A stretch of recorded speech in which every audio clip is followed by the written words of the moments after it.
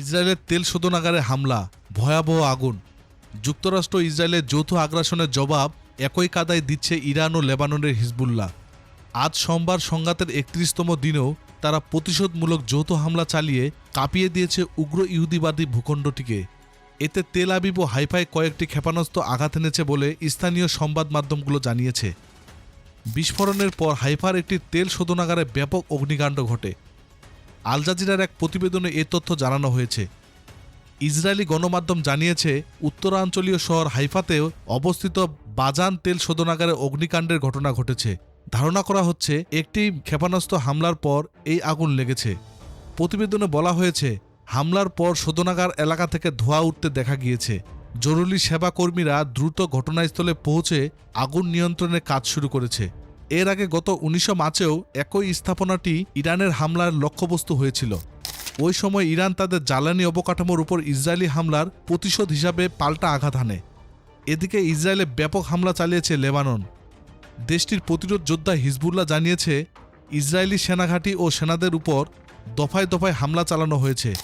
অন্যদিকে ইসরায়েলের সেনাবাহিনী জানিয়েছে, লেবাননের সঙ্গে যুদ্ধে ইসরায়েলের ৬ সেনা আহত হয়েছেন।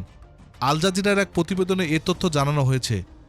দক্ষিণ লেবাননের চলমান উত্তেজনার মধ্যে ইসরায়েল জানিয়েছে, তাদের ৬ জন সেনা সদস্য বিভিন্ন হামলায় আহত হয়েছেন।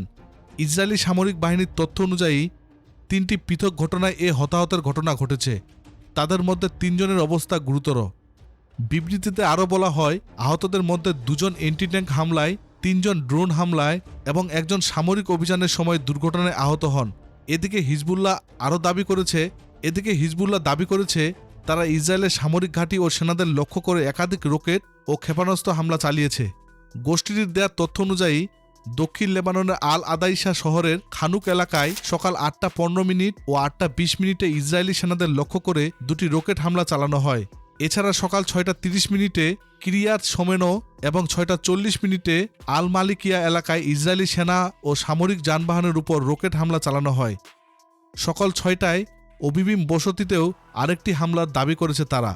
অন্যদিকে ভোর ৪টা ৩০ মিনিটে হাইফার দক্ষিণে অবস্থিত মিসমার আল কারমেল এলাকায় একটি ক্ষেপণাস্ত্র প্রতিরক্ষা ব্যবস্থার উপর হামলার কথা জানানো হয়েছে।